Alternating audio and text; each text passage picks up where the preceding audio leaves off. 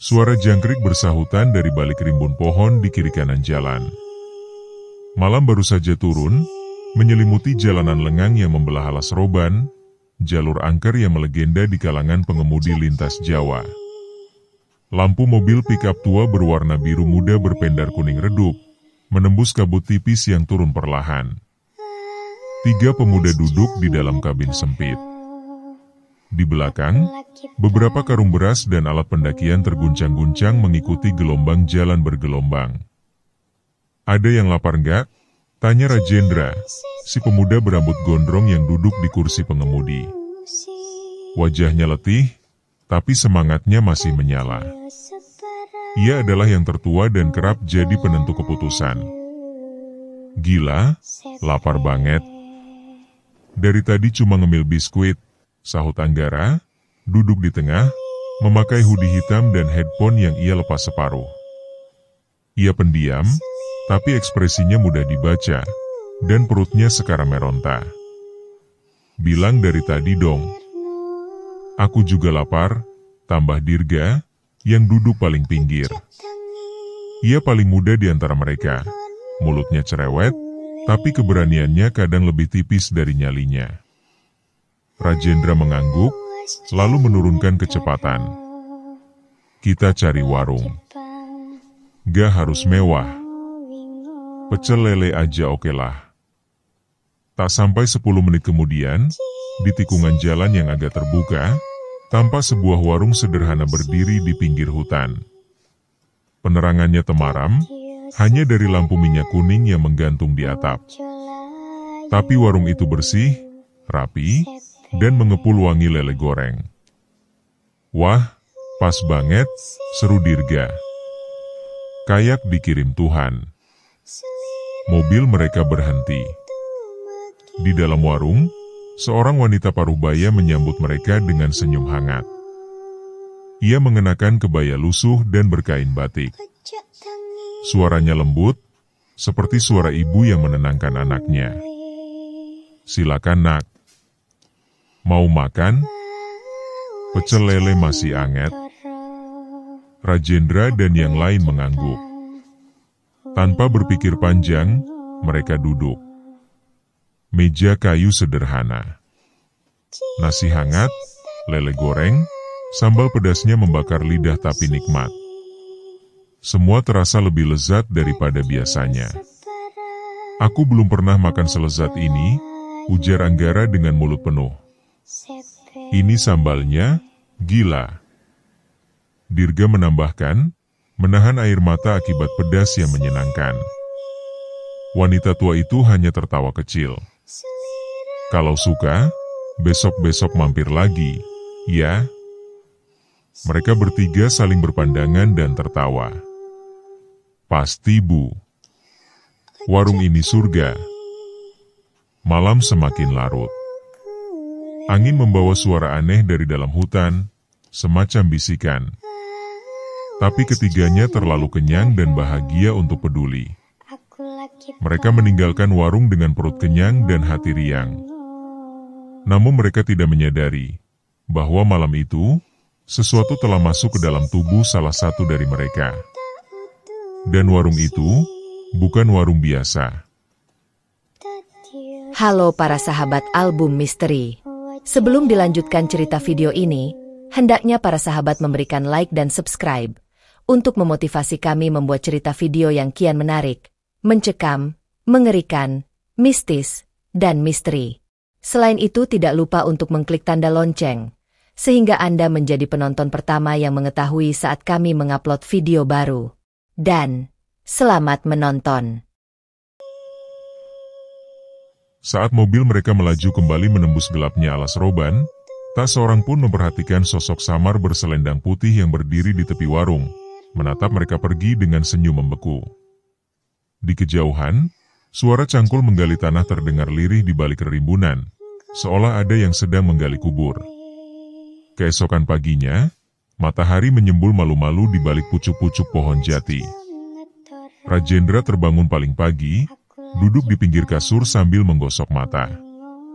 Mereka bertiga menginap semalam di sebuah losmen kecil di Batang, sebelum melanjutkan perjalanan ke Semarang. Kita mampir lagi ke warung lele semalam, yuk. Masih kebayang sambalnya, ucap Dirga sambil mengenakan kaos baru.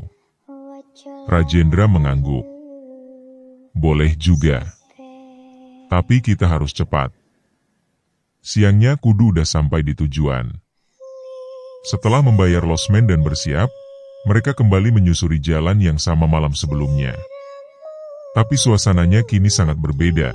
Terang, ramai oleh kendaraan, dan tidak ada kabut. Udara terasa lebih hangat. Mereka memperhatikan pinggir jalan dengan seksama. Nih, harusnya tikungan ini. Warungnya di dekat sini, kata Anggara sambil menunjuk ke depan. Mobil melambat, lalu berhenti. Tapi yang mereka lihat hanya semak-semak dan pepohonan.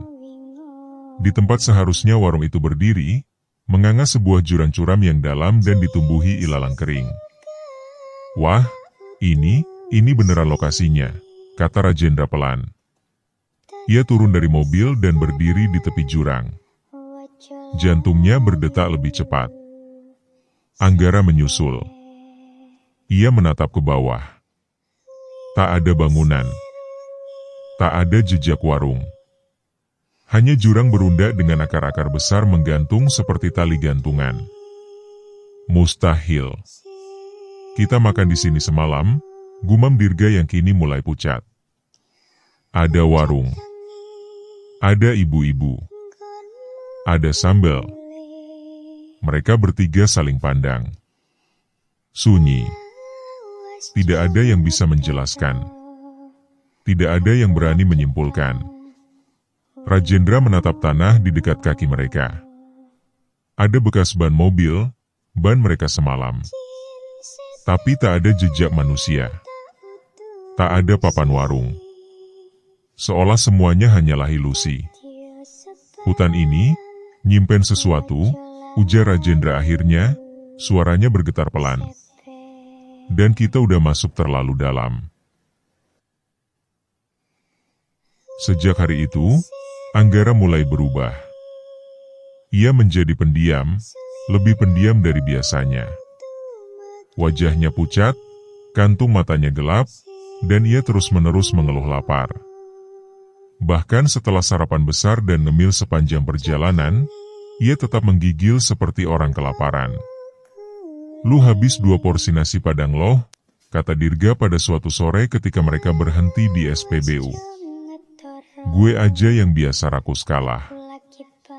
Anggara hanya menjawab dengan senyum aneh, kosong, dan matanya menatap jauh ke pohon-pohon di seberang jalan. Tangannya terus mengelus perutnya, yang mulai terlihat cekung meski makannya tak berkurang. Malam hari lebih parah. Di penginapan mereka di Semarang, Rajendra terbangun oleh suara kunyahan. Ia mengintip ke sudut ruangan, dan melihat Anggara duduk di lantai, membelakangi mereka. Di depannya, beberapa bungkusan makanan ringan terbuka.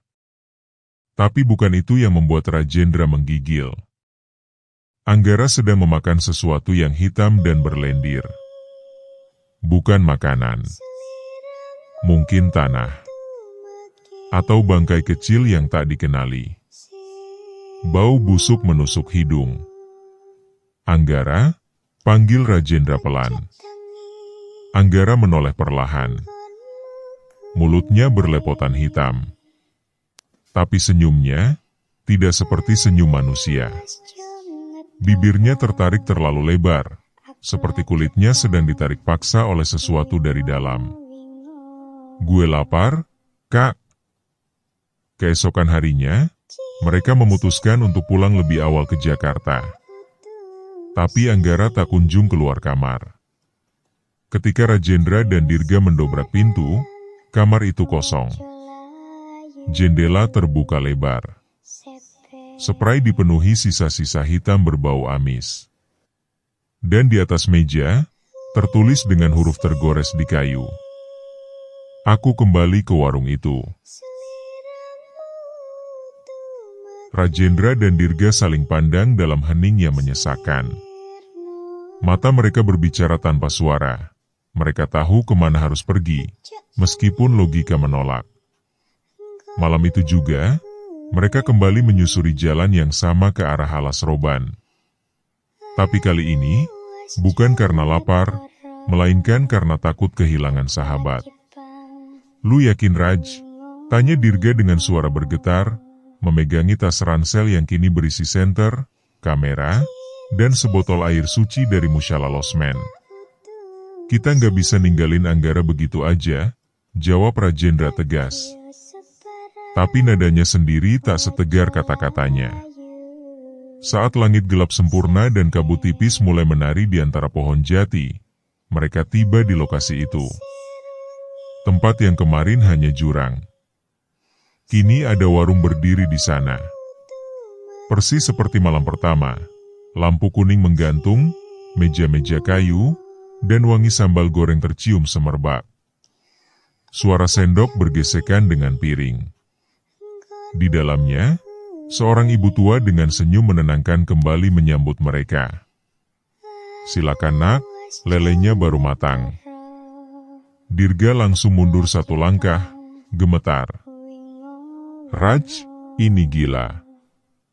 Tapi Rajendra menatap ke dalam warung, dan melihat Anggara duduk di bangku sudut, menunduk, wajahnya tak terlihat jelas. Di depannya, nasi dan lele yang belum disentuh. Tubuhnya lebih kurus. Bahunya menonjol seperti tulang. Tapi ia tersenyum. Tersenyum ke arah kegelapan. "Anggara," teriak Rajendra. Namun Anggara tak menoleh. Sang ibu tua hanya tertawa kecil. Ia sudah kenyang. "Kalian lapar?" Tiba-tiba, hawa dingin menyelimuti seluruh tubuh mereka. Dirga ingin lari. Tapi kakinya terasa berat seperti dicengkeram akar. Dan saat Rajendra mencoba mendekat ke dalam warung, lantainya berubah menjadi tanah kuburan. Meja dan kursi berganti jadi nisan tua. Wangi sambal berganti menjadi anyir darah dan bunga melati busuk. Warung itu berubah di depan mata mereka. Meja dan kursi berganti jadi nisan tua.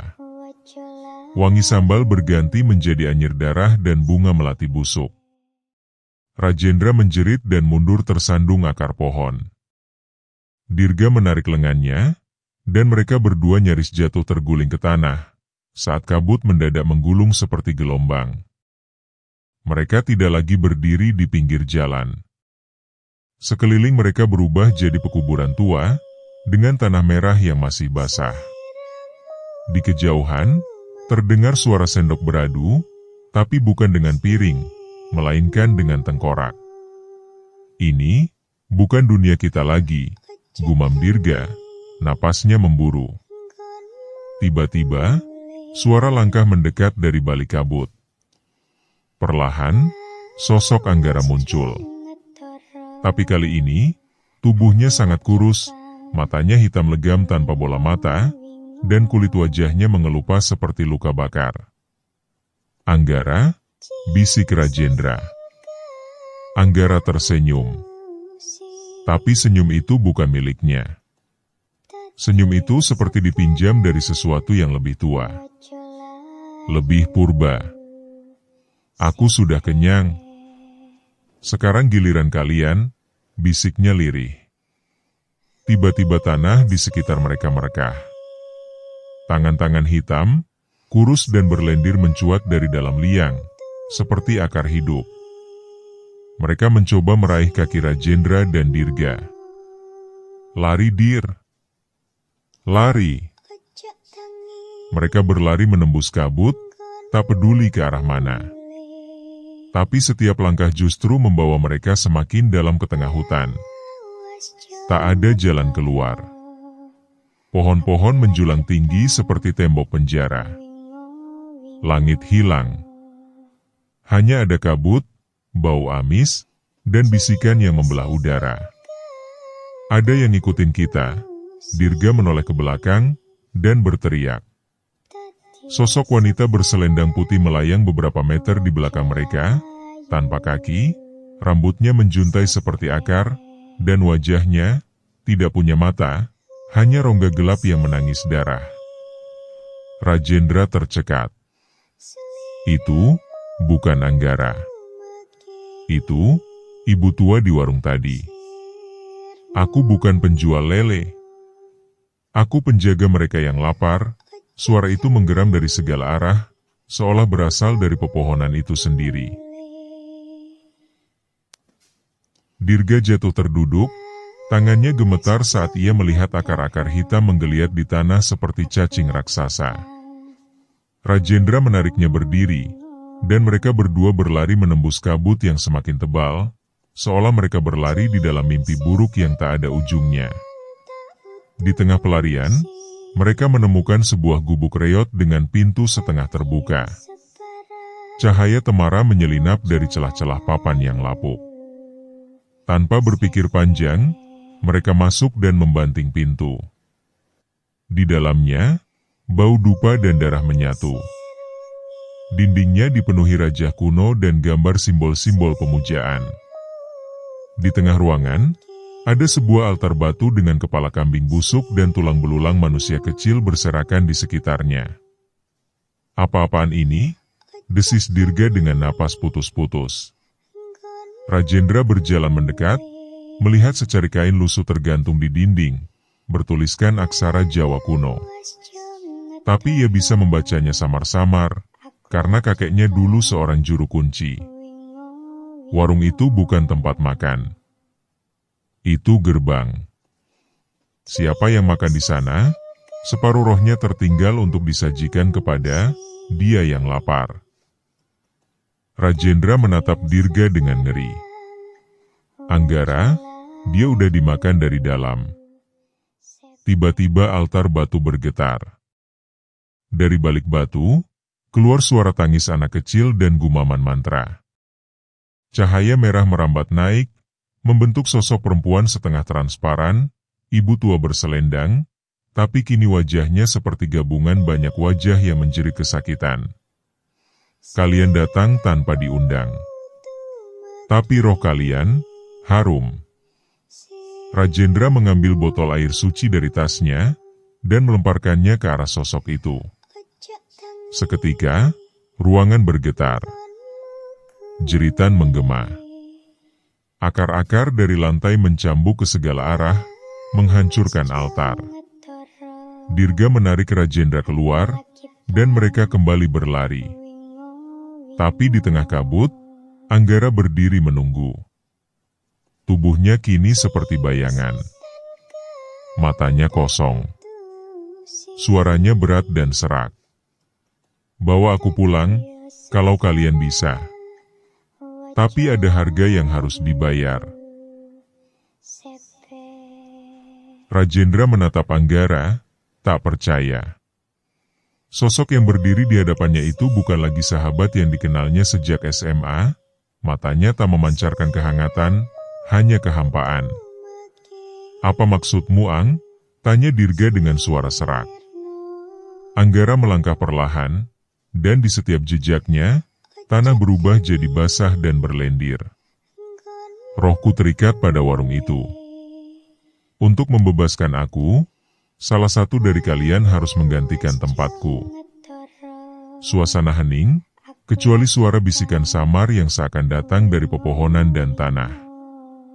Satu jiwa, untuk satu jiwa. Gila. Ini gila. Dirga memutar tubuhnya, siap kabur. Tapi lagi-lagi, kabut mencegah semua arah keluar. Di sekeliling mereka hanya ada pohon dan kabut, seperti mereka telah jatuh ke dalam pusaran dimensi. Rajendra menunduk. Dadanya sesak. Kalau tidak ada yang menggantikan, apa yang terjadi sama kamu, Ang? Anggara tersenyum sedih, tubuhnya mulai goyah, seperti diterpa angin tak kasat mata. Aku akan hilang. Terkoyak dan dikunyah selamanya oleh mereka yang lapar. Tiba-tiba tanah di sekitar mereka retak. Dari sela-sela retakan itu, keluar kepala-kepala manusia dengan mulut ternganga, melolong kelaparan. Makan, makan, makan. Sosok ibu tua berselendang putih muncul di atas altar yang hancur. Tubuhnya kini berubah, raksasa, dengan wajah penuh luka dan suara ribuan jiwa. Pilih sekarang, sebelum kalian semua kutelan. Rajendra menoleh ke Dirga. Air mata menetes. Maafin aku, Dir. Raj, jangan. Tapi Rajendra sudah maju. Ia berdiri di depan Anggara, lalu berteriak, ambil gue. Bebaskan dia. Kabut menggulung cepat. Jeritan terdengar bersahut-sahutan. Dunia berguncang. Sosok ibu tua tertawa, lalu menghantam tanah dengan tangan panjangnya. Rajendra terhisap ke dalam tanah, tubuhnya ditarik oleh akar dan roh-roh kelaparan. Seketika, semuanya gelap. Dirga terbangun di pinggir jalan raya Alas Roban, pagi sudah menjelang. Mobil mereka terparkir, utuh. Dan di kursi belakang, Anggara tertidur. Nafasnya normal, wajahnya damai. Tapi tak ada jejak Rajendra dimanapun. Dirga berteriak memanggilnya, mencari ke setiap sudut hutan. Tapi tak ada siapa-siapa. Hanya suara burung dan angin pagi. Di bawah sebatang pohon, Dirga menemukan sesuatu. Kertas pembungkus nasi lele, sudah kusam dan berlumut. Di atasnya tertulis dengan arang. Warung itu masih ada. Untuk mereka yang lapar. Dan yang bersedia membayar. Dirga mematung di tempat. Angin pagi yang lembut terasa dingin, seperti embusan napas dari liang kubur. Sejak hari itu, ia tak pernah menceritakan kepada siapapun apa yang terjadi di malam itu. Anggara yang selamat hanya mengatakan bahwa ia mengalami kecelakaan dan hilang ingatan. Entah itu sungguhan atau bagian dari trauma, mencoba menghapus sesuatu yang tak bisa dijelaskan. Namun, Dirga tahu. Rajendra telah menyerahkan jiwanya agar Anggara bisa pulang. Dan warung itu masih menanti, menganga di tepi dunia nyata, seperti jerat yang siap menelan siapa saja yang kelaparan di waktu yang salah. Bertahun-tahun berlalu. Dirga tak pernah kembali ke Alas Roban, namun tiap kali melintasi jalan itu, bahkan dari kejauhan, ia selalu melihat lampu kuning temaram berkedip di tengah kabut. Kadang ia mencium bau sambal goreng, dan mendengar suara piring diketuk lembut. Dan kadang, ia bermimpi tentang Rajendra yang duduk sendiri di warung itu, menatapnya, tersenyum tipis, seolah berkata, "Aku masih di sini." Beberapa tahun kemudian, di malam yang dingin dan hujan, sepasang kekasih dari luar kota yang tersesat di pinggiran Alas Roban. Mereka menemukan sebuah warung tua yang buka di tengah malam. Sang pria, yang kelaparan, berkata, "Lele gorengnya enak banget. Besok kita makan di sini lagi, ya?" Namun keesokan paginya, tempat itu tak ada. Yang mereka temukan hanyalah jurang curam, dan papan kayu lapuk tertancap miring, diukir samar kata-kata tua. Warung pecel lele. Buka, tengah malam tak pernah tutup. Tamat.